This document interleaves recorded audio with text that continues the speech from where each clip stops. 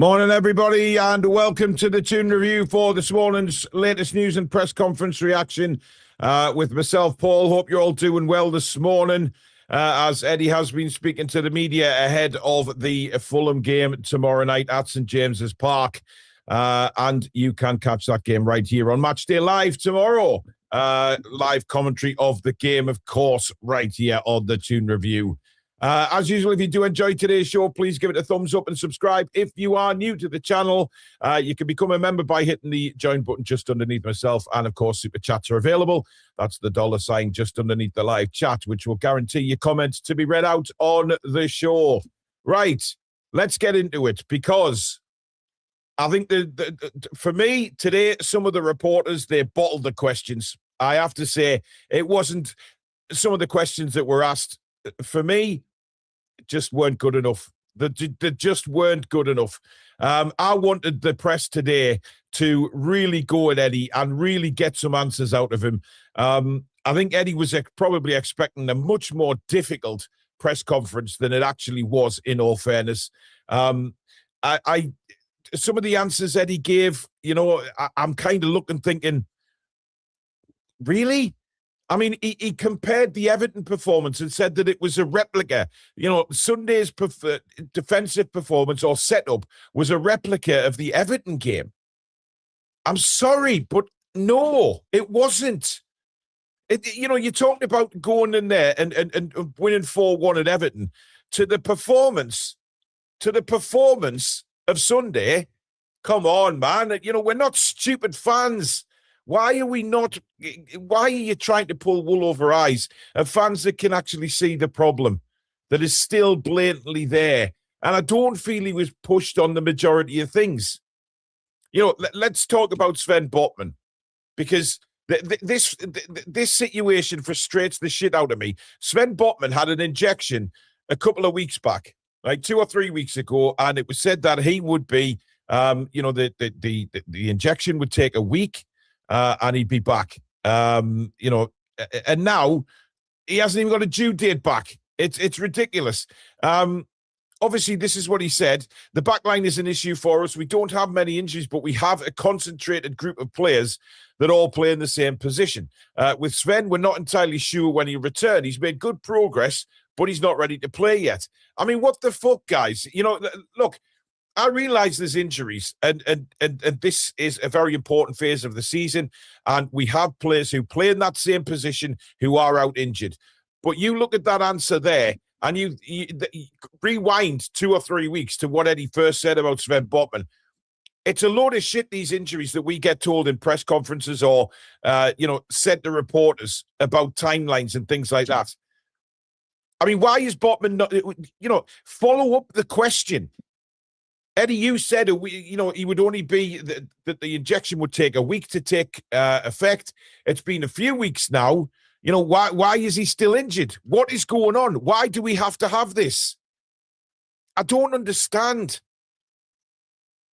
Rossi, I know what he means about the Everton setup, but the setup was... You can talk about setups all you want, but the game plans were I mean, come on. If anybody thought there was a game plan there against Sunderland, give your heads a shake, guys. Seriously, there was no. Nerve block injections are bad for sportsmen, says Ian. Yeah, they are. But don't give a timeline of a week to take effect when we know it's not going to be that. It's just so annoying. Just Matt, a member for 19 months. Hi, Paul. Hope you're well. Thanks, mate. Anyway, as for the rest of them, he said Emil Kraft and Kieran Trippier are still out, and their target date will be around the new year now. Jamal Lascelles is returning from a muscle problem. He's fit and training with the group. Because he did miss Jamal Lascelles out initially. So I listened when he first started talking about injuries. And the more I'm listening to these press conferences and the more I'm listening to Eddie Howe, I'm getting more and more pissed off. I think a lot of fans are now. I think that we all are getting to the stage now where we want some fucking honesty, and we want some proper honesty from the manager. You know, he challenged Bruno's comments. He was asked about what Bruno said after the game the other day, and he was challenged on that, and he said, do you agree with what Bruno said after the game? And he explained that Bruno's very raw after the game, etc. He disagreed with Bruno, saying that the team was a mess, that we were a mess. Eddie didn't feel like we were a mess on Sunday, and that's when I have a major problem. If that wasn't a team in a complete fucking mess, then what is?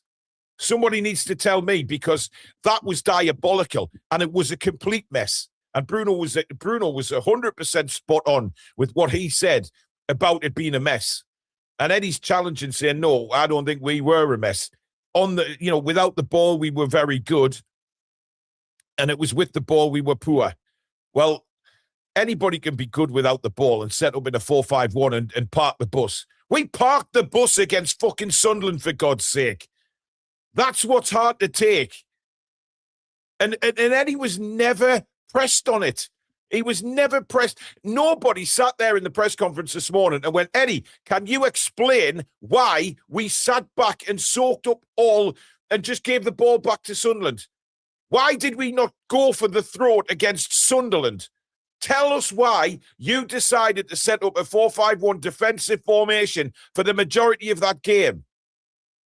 Because we deserve answers. We really do deserve answers. After a criminal performance like that, you cannot then turn around and say something like that. And it just nothing is getting pressed on the manager here.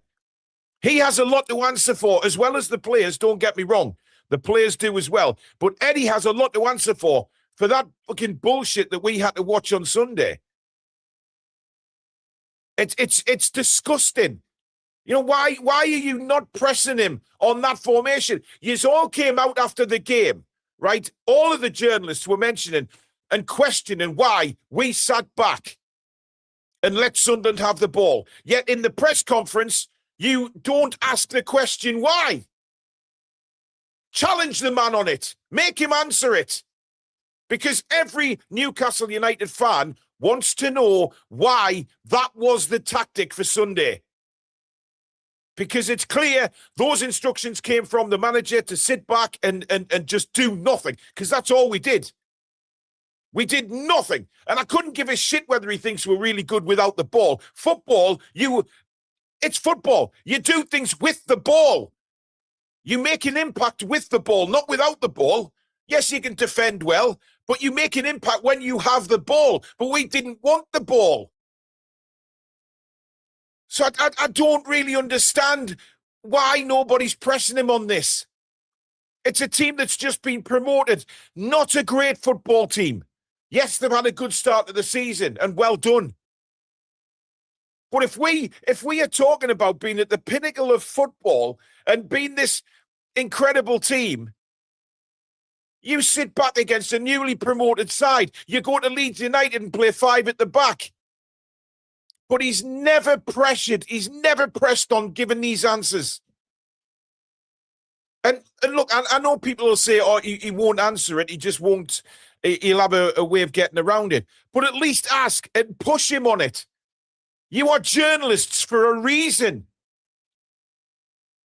I just feel he got... look, I think he got off very, very lightly in that press conference. And like I said at the start of the show, I think there's an element of relief for Eddie when he's left that press conference this morning, because I'm sure he was really thinking, I'm going to have to face a lot here.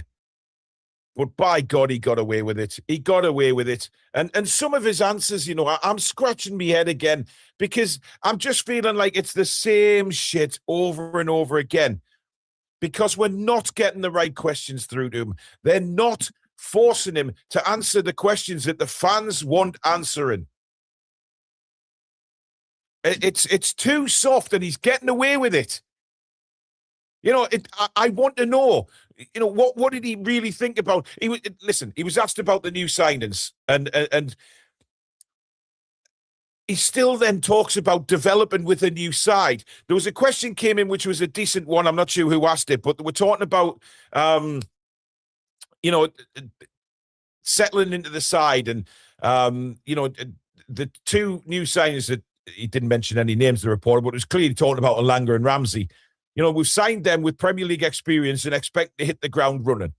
And then Eddie goes into all this spiel about, fitting into a new side and your new surroundings and all this bull rot, which we've heard a million times before. We're at Christmas. These are two players that already have Premier League experience and you paid over £100 million for. Yet you're still saying that they're still trying to fit into their new surroundings. Some people take longer. And then he tried to use Joe Linton as an example. Now, look, Joe Linton's been on a remarkable journey with Newcastle United, right? Remarkable. But Joe Linton's situation is very different because you've moved his position. He was bought as a striker. He was never a striker in a million years, but that's what he was bought as. Elanga has been bought as a right winger because he's a right winger. And every time this man has been on the pitch, he has been absolute diarrhea. And then Jacob Ramsey, he gave a really quick answer on. He kind of wanted to, for some reason, dismiss that really, really quickly. And I don't know why he's dismissing it very quickly, but he did.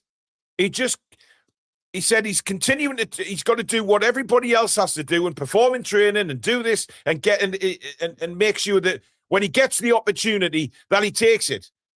He's not getting the fucking opportunity. He's playing a few minutes here and there. How is that called an opportunity? I do not get it. But again, he gives the answer and there's no comeback. There's no comeback. He just answers the question and that's it. Nobody presses him on anything. And I don't know whether that's something that they're not allowed to do or, they've been briefed before they go in. You'll get one question. You'll get an answer and you can't press him on that answer. That's it. I don't know whether that goes on or not. I'm not privy to it. I've never been in a press conference. I don't know. But I know if I am sitting in there, or any of you guys out there as fans, you want answers as to that despicable, farcical, disgusting display on Sunday. And we didn't get it. He got away with it. And look, people talking in that press conference this morning about this Fulham game, being a chance to put things right, a chance of redemption. It is fucking not, right? I don't care. Obviously, I care if we win. Of course I do. But I don't care if people think, or within that club, that this Fulham game puts things right from Sunderland. Because it doesn't. That's an excuse. They're using that as an excuse, and I don't like it. Yes, that's the beauty about football. We get another game and we get a chance to put things right. Bullshit. Because redemption for that absolute farce on Sunday comes in March when Sunderland come to the St. James's Park. That's when redemption happens, not this Fulham game. I can't fathom, Eddie's, what's going on in his head right now. He is seeing a completely different game to all of us. And look, I still love Eddie Howe. I do. But I do think a change is needed. Just a complete refresh. Because he looked like a man today who was just completely, deluded in a way with his answers. He was giving answers that you kind of think, what are you saying, Eddie? Why are you saying that? He was asked about Anthony Gordon and he wouldn't give an answer on him either. Was he really pressed on Anthony Gordon? No, he wasn't. He just wasn't asked. He wasn't pressed about him. And again, if I'm sitting in there, I turn around to Eddie Howe and I say, Anthony Gordon, no Premier League assist since January of this year. We're now almost 12 months later, and he has one assist in January. That is it. Why did you leave Harvey Barnes out? Nobody asked him. Nobody questioned him on Harvey Barnes. What is the point of anyone sitting in that press conference and not asking any of the questions that the journalists know the fans want to answer. You know, they all go on social media, these journalists. They read what the fans say. They know what the fans want to know about what is going on at our football club. But why did you leave Eddie, why did you leave Harvey Barnes out? It's a simple question. Why did you feel the need to leave a player who is playing the best form of his life, who is one of the most skillful players that we have at the club right now, and on a goal-scoring run? You leave him out in, a derby. And then you don't make any changes at half-time. Did you not feel the need, Eddie, to make changes at half-time? Why was he not asked that? Did you feel the way the game was going that maybe it just needed a bit of a freshen up at halftime? And I'm not even a journalist, and we all know the questions that we would have asked. It's so frustrating, guys. I'm at a loss now because I don't know what's going on behind the scenes. I just genuinely don't know. Because you try and work out what the message is that Eddie's trying to put to the players. Because the players, Bruno's saying that it was a mess. Eddie Howe doesn't think it was a mess.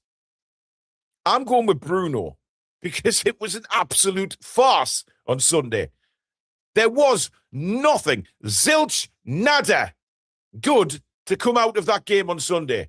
And Eddie is very deluded when he says, we were good off the ball. I couldn't give a shit.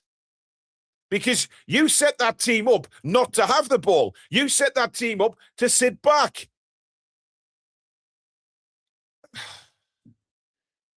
Guys, I said last night that I would be very frustrated if we got the same old shit this morning in the press conference. And unfortunately, that's what we've got. And we've got a very, I love some of the journalists in there. I love the Geordie journos. I've got a lot of time for them. I think they're brilliant. I really do. But I don't get this. I mean, are they frightened of upsetting anybody? They're frightened of being put out and not invited back to press conferences. I don't know. I really don't know. But from me looking in, we're just not pressing this manager enough for answers that we as a fan base deserve to know. And we all question things and it's going to end up embarrassing for Eddie because the fan base can see what's wrong. The fan base can clearly see everything. And he's never pressed on it. He's never pressed on what we want to know. Simple questions. Why no changes at halftime? Why did you leave Harvey Barnes out? Why did you not bring Joe Linton on? You're talking about missing Joe Linton on Sunday, but he never saw the grass. And if he's injured, what the fuck is he doing on the bench? He went off with a groin injury against Leverkusen. He was on the bench yesterday, but then he complains that, the physicality of Joe Linton was missing on Sunday. He's on the bench. But why is he on the bench if he's injured? There's no point putting him there. It's like you have to ask questions about Wissa being on the bench in Leverkusen if he had an illness, yet they're still putting him around the squad. They're still putting him around the team where we know illness can spread, infections, bugs, viruses, all that kind of thing. It makes no sense to me. Now, what he did say on, this is what he said, right? I mean, this is incredible. This is what he said about Sunday. Part of my job is to remain very level. If you don't and you join the emotional roller coaster the football brings, you can damage relationships, which are hugely important. Now, just take that in for a second, right? Because there's a lot of context to that one paragraph. I'll read it again. Part of my job is to remain very level.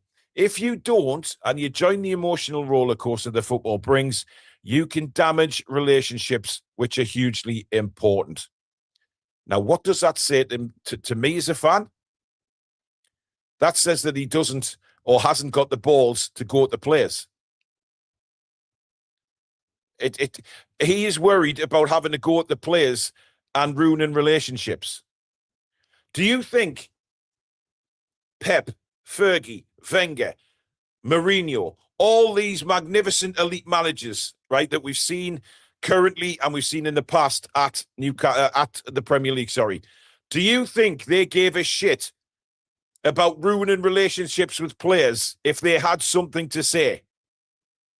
If they weren't performing, if they weren't giving it what the manager wanted, do you honestly think the likes of Fergie would sit back and say, "Oh, I'm not saying anything because I don't want to ruin the relationships"? Yes, football is emotional, but that can be used in a good way. You know, Fergie, we know, used to go into the dressing room and smash things around and bollock players and really go at them. Do I think Eddie Howe's that kind of manager? No, I don't. Yes, he might get upset. He might shout a little bit, but taking on an individual player and explaining that they were shit, quite frankly, from that paragraph, it says a lot to me what goes on behind the scenes. That he's worried about players getting, I don't know, like taking the huff. He went on to say, I have to be constructive in my feedback and criticism, which I will endeavour to do because we have to be very honest with the players and they have to be honest back with us. Then we have to find a way forward and we have to find a way to get consistent results, which is what we're still searching for this season. Now, how many times can you guys honestly say that when I've sat here in press conference reactions and we've talked about what Eddie says about, you know, being consistent, he's said it every single time. Every single press conference, consistency comes out. Now, does anybody else not think that is a worry? It's a massive worry. If you're coming out and saying things like, you know, we don't want to do this, we don't want to do that, we have to be careful with the players. No, you fucking get in that dressing room, Eddie, and you kick some fucking arse is what you do. You know, I've been in a sporting environment. I played ice hockey all my life. And I tell you something now, if the coach didn't like what we were doing, he would go down your fucking throat to make sure you got the message good and proper. And nobody in that dressing room had any fire in the bellies on Sunday. And he was asked, you know, did the players understand the magnitude of the game? Because Sunderland seemed to want it more. And he said, yes. He says every player understood and was ready to go. I mean, it's fucking farcical. It really is. It's just unreal. Consistent results. I mean, we're in December, for fuck's sake. We're in December. And then, talking about Dan Burn, it was a big blow for us because I think he's been excellent in recent weeks. It's a rib problem and an issue with his lungs, so we wish him well, and it will be around 4 to 6 weeks out. So expect that to be about 8, right? Because whenever Eddie gives a sort of time scale on an injury, it becomes sort of a few weeks more after that, right? But nobody, not one of them, decided to say, can you explain to us why Dan Burn was allowed to come back on the pitch with a broken rib and a punctured fucking lung? And he looked like he could not breathe when he came back on the pitch. Why did somebody allow him to come back on? Because quite frankly, anyone that's experienced a broken rib, it's bad enough. But when you've got a problem with your breathing and your lungs being punctured, holy fuck, man. Yet this man was allowed to come on for another 5 minutes before they took him off. And nobody, not one, bothers to ask him the question as to who made that fucking decision. Which was shameful, by the way. It was a shameful thing to happen. You have a player with a broken rib, and I guarantee you now, right, that those physios knew exactly the prognosis there with Dan Burn and his broken rib. Otherwise, they shouldn't be in that job. Yet somebody made the decision to bring him back on the pitch or let him back on. But again, nobody questions it. Nobody sits in that press conference and goes, yes, Eddie, we know what the injury was, but can somebody explain to us and the fans why he was allowed back onto the pitch for the amount of time he was? What was the thinking? Because you cannot run off a fucking broken rib. Ah, I mean, listen. I'm still very angry from Sunday, as you can probably tell. But I just think Eddie's getting away with so much at the minute that he's never pressed on anything. He's just never pressed. Now he spoke about Wissa possibly starting the game. He says, I'll make a decision on that, whether he's able to start in consultation with everybody else. We'll have to see whether he can execute what we need him to. Well, I mean, look, it's pretty obvious what we need him to do, or what the team needs to do, is get the fucking ball into the box to a striker. Look, football's got very complicated, very, very complicated in the last few years, hasn't it? Where tactics and all this has taken over.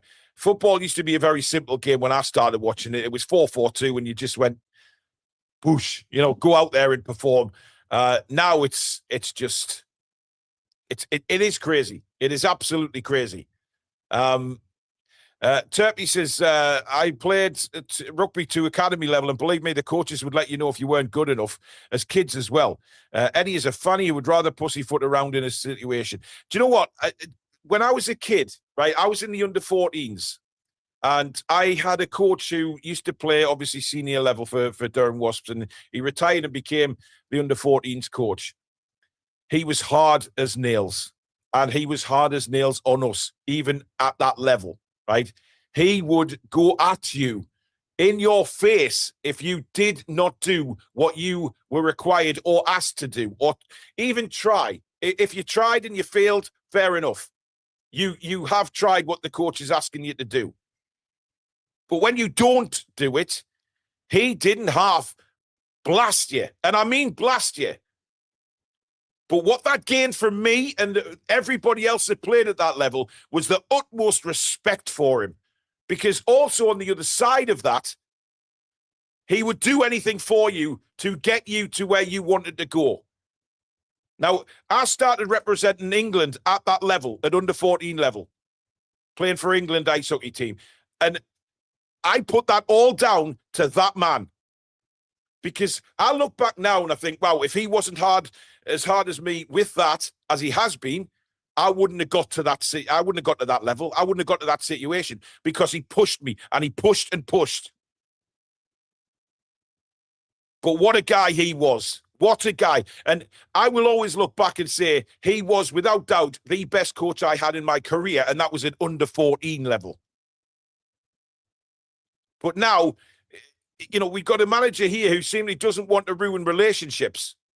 Earn some fucking respect and grow some testicles, Eddie. It ain't good enough, man.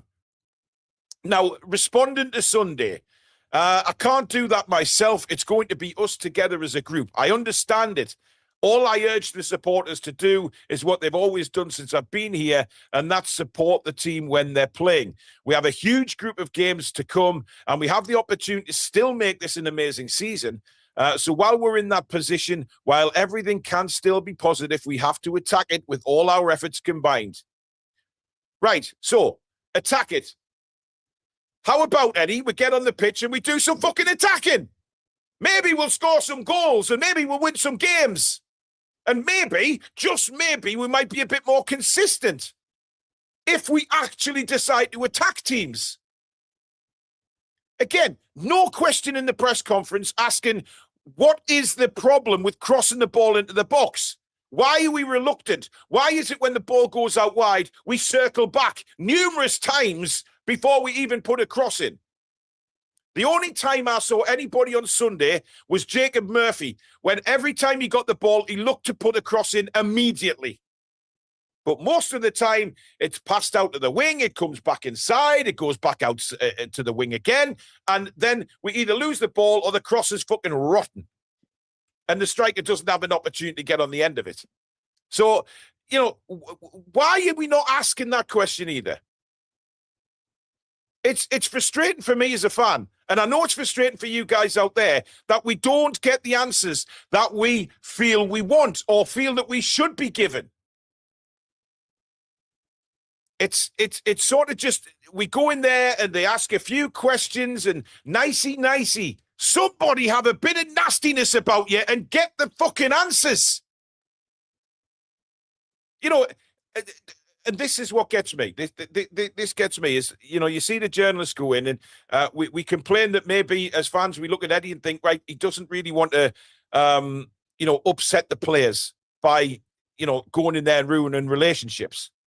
The journalists, for me, are the same as what Eddie Howe is with the players. They don't want to, you know, ruffle his feathers and upset the apple cart and ruin his relationships. So they can't ask him if his favourite character is fucking Botman. They don't want to ruin their relationships with their manager in a press conference in case he snubs them. And in case they can't ask him, you know, oh, what kind of nappies did you have when you were a kid? These ridiculous questions that some of the fuckers ask when they're in there. I'm pissed. I expected a much more aggressive press conference. From what these journalists have been saying after the game against Sunderland to what I've just listened to in that press conference is a million fucking miles away. And I'm saying this as a fan. I'm a Newcastle United fan, first and foremost, above everything else.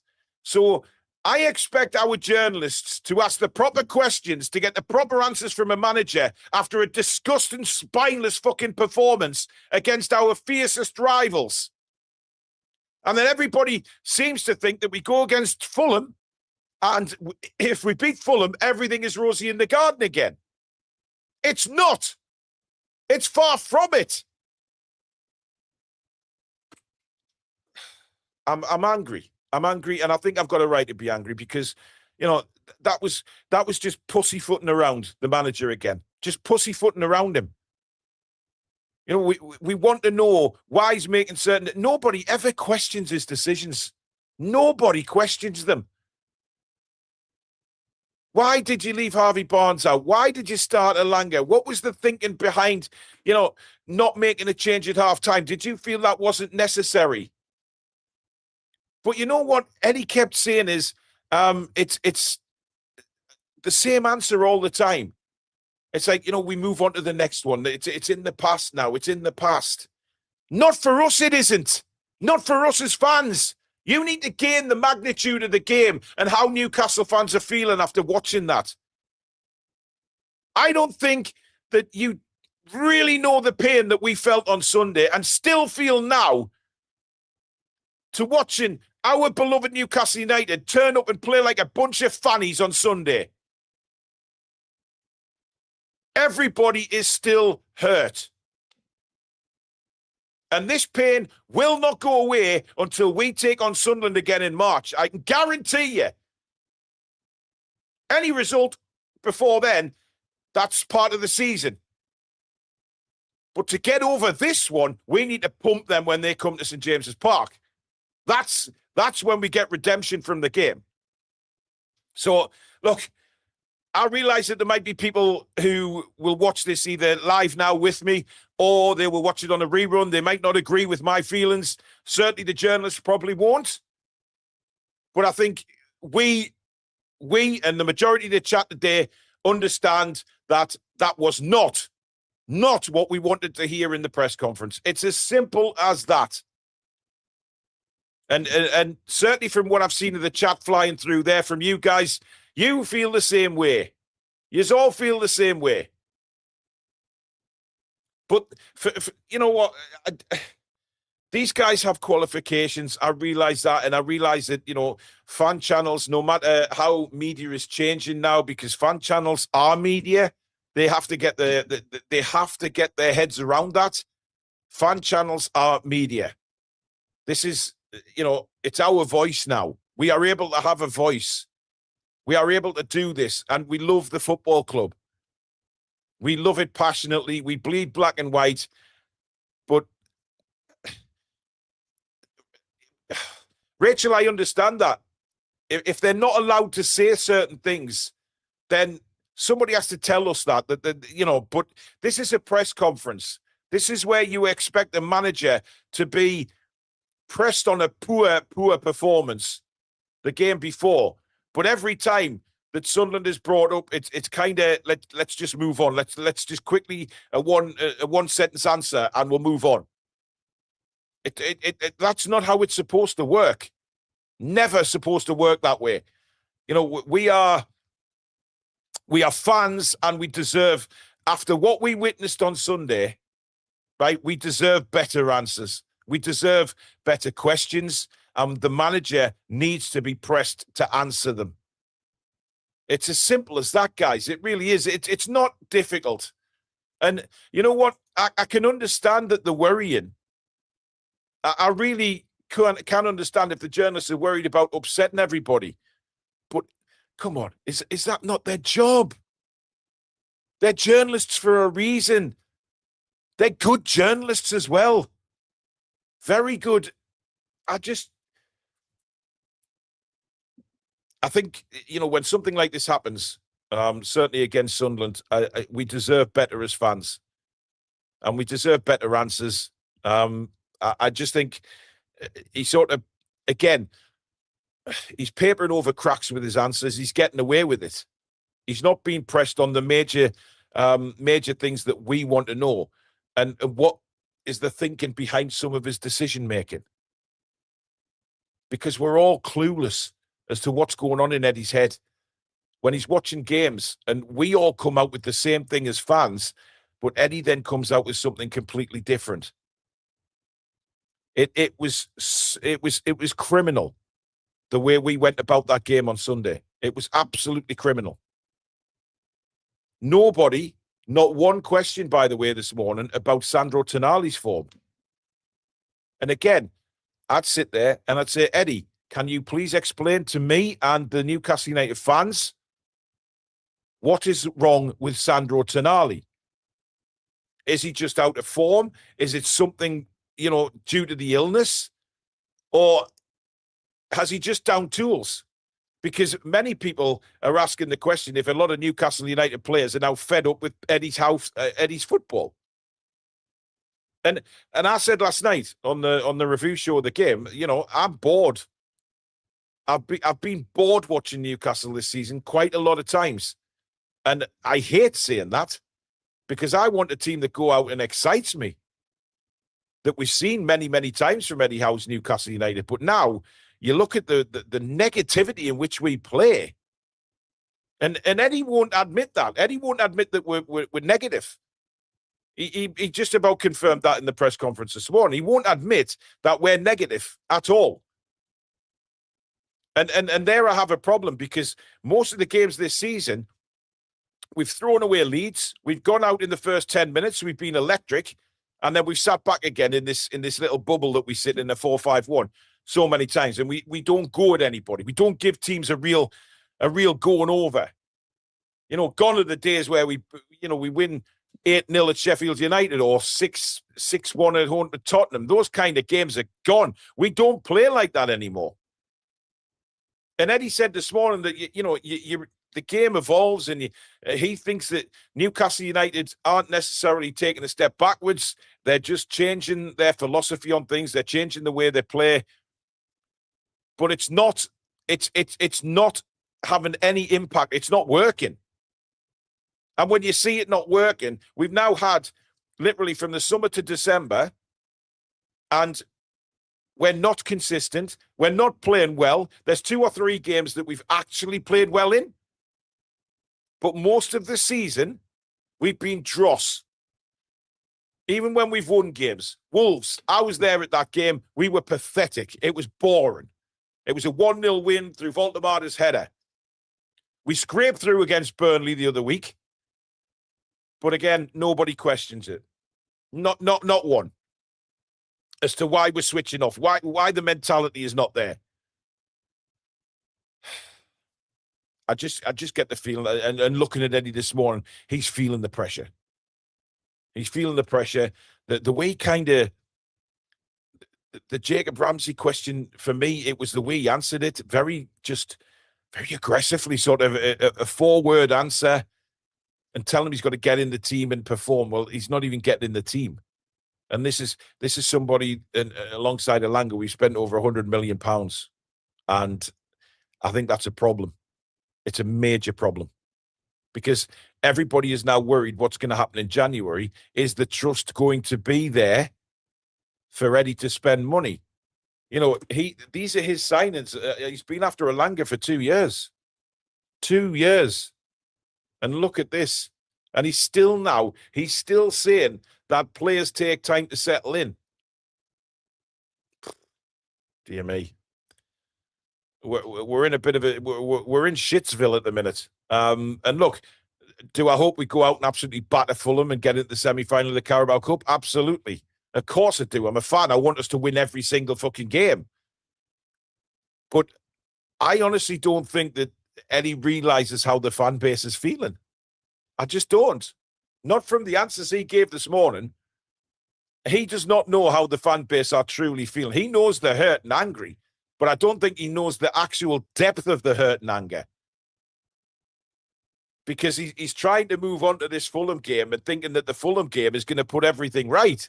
From what I heard this morning, that the Fulham game does not put things right. I just didn't get enough. I don't know how you guys are feeling, but look, I'll say this. I didn't get the answers I wanted this morning.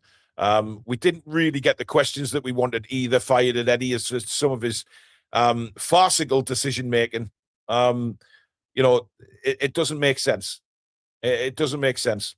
But I guess, we just have to keep scratching our heads and come up with our own ideas, guys, as to what's going on. And we're clearly not going to get what we want from Eddie. But then again, if he's not getting the right questions, he'll get away with it. If we're not pressing him on certain things, he is going to continually get away with it. I'm disappointed this morning. I think a lot of people, certainly what I've seen in the chat, are very disappointed with the journalists this morning. They didn't ask the questions that we really wanted. And we didn't push him enough. And he got away with it. He got away with it this morning. He'll be taking a big sigh of relief when he stepped out of that this morning, because he wasn't pressed enough. There wasn't enough frustration amongst the journalists. Some of them journalists, yes, some of them aren't Newcastle fans, but the majority of them in there are. And they didn't put their anger across to Eddie this morning, and that's what disappointed me. But I guess, people are going to think differently of that. To be quite frank, people are going to think differently. People are going to have different opinions on that, and that's fine. That's not a problem. I'm just sharing my opinion, guys, to be honest. But I know that a lot of you are feeling exactly the same as me this morning, really frustrated that we were hoping we'd get better answers this morning, and maybe see an angry Eddie, a really frustrated Eddie. But he's too chicken shit. And I hate saying that. He's too chicken shit with the players. And we've seen that when he puts his favourites back in the side, etc. He's too chicken shit to go at the players and upset his relationships that he's got with them. And that's what might hold Eddie back from being an elite manager. When you look at the elite managers that have been and gone, or the elite managers that are still kicking around in the Premier League or in world football, they're elite managers for a reason, because they are the manager. They aren't bothered about upsetting these prima donna players who get millions of pounds a year to play football. Yet everybody's too chicken shit to have a go at them or upset the feelings. Ruin relationship. You don't ruin relationships. Me and Alex fight on here like cat and dog when we disagree with things. But do we fall out? No. We get our points across, we leave it. We didn't agree on everything last night either. But me and Alex have the maturity to realise that it's just a football opinion, and we will stick by our opinions, and then we move on. But I'm not worried about upsetting everybody because of my opinion. I'm not upset. He should not be upset about going into the dressing room and giving it to some of these fuckers who just turn up when they want. It's annoying. And I think that is why that will hold him back from being an elite manager, because he just hasn't got the balls to blast the players. But like I say, sometimes when you do that, you actually gain respect, not fall out and upset. You gain respect because you can see that your boss is angry that you haven't done what he's asking you to do. You're pissed off, and you go and do it next time. That's what it's all about. But if you're worried about upsetting a football player, if they take the huff and they put their head down and they don't want to play for you, then get them out the fucking club. It's as simple as that. You know, because, I mean, look, like I say, I love Eddie Howe and I love what he's done for us. But for me, I think he's just going backwards now, even in his comments and things like that. But I would not be frightened in a press conference to go at him and say, right, on behalf of the fans, I'm sitting here, Eddie, and I'm asking you this. Why did you leave Harvey Barnes out? Why did you sit back against Sun? I'd ask him all the difficult questions. And would I be worried about upsetting him? No, not a chance. Because at the end of the day, this is my football club we're talking about. This is against our fiercest rivals down the road. It's one of the biggest games for years that we've had against Sunderland, because they've been out the Premier League for so long. So I wouldn't sit in a press conference and think, oh, I better not ask him that. I might upset him. Fuck that. If he's upset, then fucking so what? He'll get over it. But it's... Oh, dear. I don't know. I mean, what would you guys do? I mean, it just... Honestly, I just can't imagine why somebody doesn't want to upset him in there and ask a difficult question. And if people are warned before they go in about not being able to ask something, then shame on Newcastle. Shame on Newcastle, because the fans want to know. We have a right. Because without the fans, you don't have a football club. So we have a right to know why certain decisions are made in games. We have a right to know. You might not agree with that, but I certainly, listen, I couldn't give you a shit, to be honest. I do agree. I perfectly agree with that quote. We have a right to know. But I'm frustrated after that. I'm really frustrated. I'm still really pissed about Sunday. And that's not going to go away for a while. And nobody, if you bleed black and white, can come and say, yeah, you know, let's move on. Let's move on. Let's move on. Fuck, honestly. People need to realize that certain things that happen in football, especially against Sunderland, move on is not what you should be saying to us, to be quite honest. You shouldn't be saying that to Newcastle fans, which is why, you know, yes, it's a big game against Fulham tomorrow. Yes, it's a chance to get into the Carabao semi-finals again, but it is not going to paper over the cracks that we just witnessed on Sunday. Simple. Anyway, there you go, guys. That is the press conference reaction done and dusted. Thank you so much for joining me this morning. Don't forget, we're back tonight, me and Billy, at 7 o'clock.